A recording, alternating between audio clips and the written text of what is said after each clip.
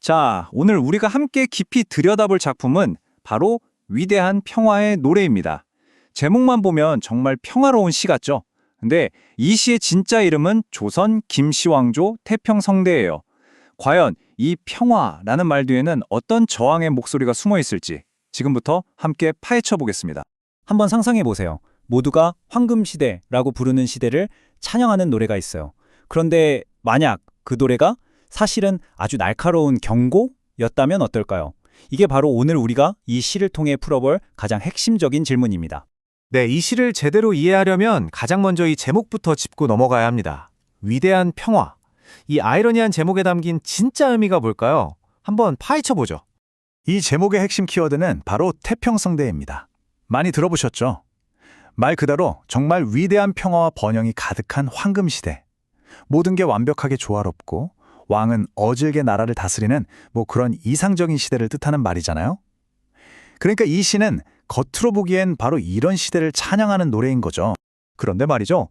시인은 첫 구절부터 우리의 기대를 그냥 확 뒤집어 버립니다.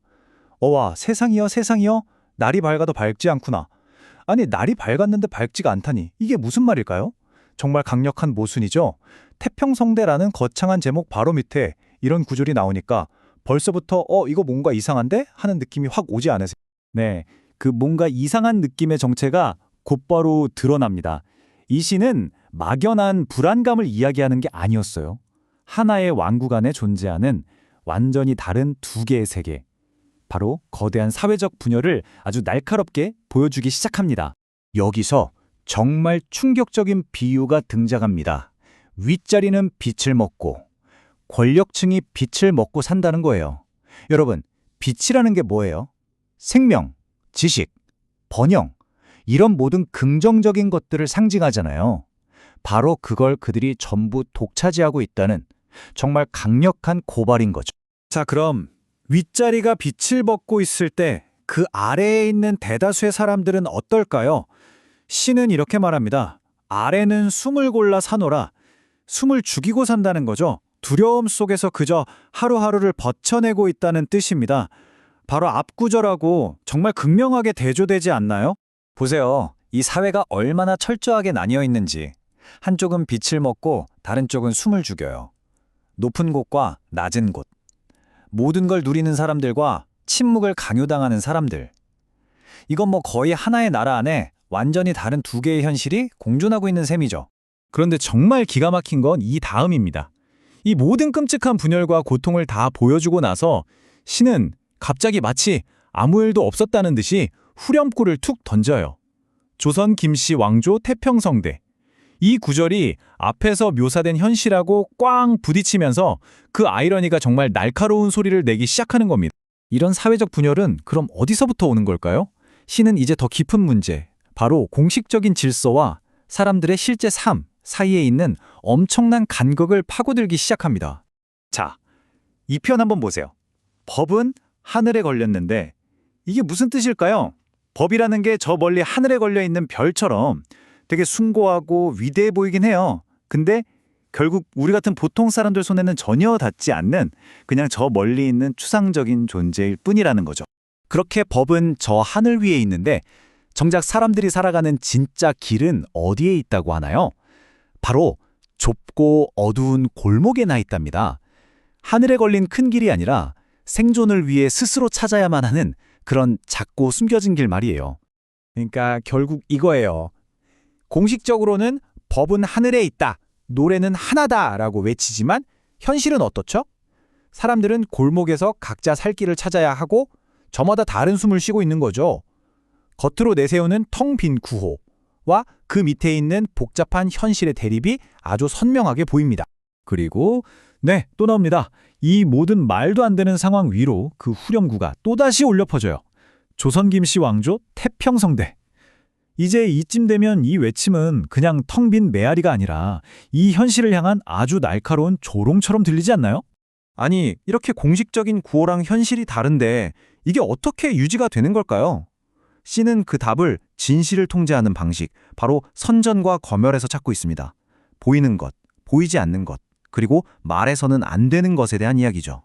이 구절 정말 무섭지 않나요?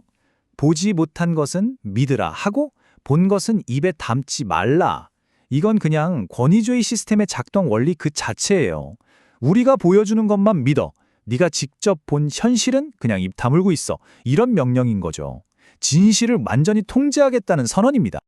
그리고 그 결과가 바로 이 구절에 나타납니다. 그림 속 웃음은 환하지만 속은 비어있다. 공식 선전물에 나오는 사람들처럼 겉으로는 활짝 웃고 있어요. 하지만 그 속은 텅 비어있다는 거죠. 강요된 행복 뒤에 숨겨진 그 공허함을 정말 정확하게 꿰뚫어보고 있습니다. 자, 이제 태평성대의 정체가 완전히 드러났습니다. 이건 진짜 현실이 아니었어요. 아주 잘 짜였지만 속은 텅 비어버린 거대한 연극 무대였던 거죠. 그리고 이 연극이 무너지지 않게 하려고 마치 주문을 외우듯이 그 구호가 또 반복됩니다. 조선 김씨왕조 태평성대. 자, 그런데요.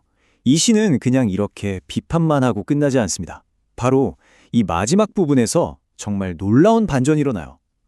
절망적인 현실 고발을 넘어서 희망과 어떤 능동적인 회복력에 대한 메시지로 확 전환됩니다. 와, 이 구절은 정말 힘이 있지 않나요? 이 세상을 과거라고 부르지 마라. 지금도 다시 짓는 중이다. 그러니까 다 끝났어 라면서 옛날 이야기 하지 말라는 거예요. 절망하지 말라는 거죠. 왜? 세상은 끝난 게 아니라 바로 지금 우리 손으로 다시 만들어가고 있는 중이니까요. 그러니까 시가 마지막에 우리에게 남기는 건 절망이 아니었던 거예요. 오히려 이 혹독한 현실을 살아남기 위한 일종의 생존 지침 같은 거죠. 첫째, 과거라는 말로 현실을 외면하지 마라. 둘째, 바로 지금 행동해라. 셋째, 이 무너진 폐허 속에서도 스스로 길을 만들어라. 그리고 넷째, 그렇게 오늘을 버티고 건너가라. 정말 강력한 메시지입니다. 그리고 씨는 마지막으로 이 후렴구를 한 번 더 들려줍니다. 그런데 이 마지막 후렴구는 지금까지와는 좀 다르게 들리지 않나요?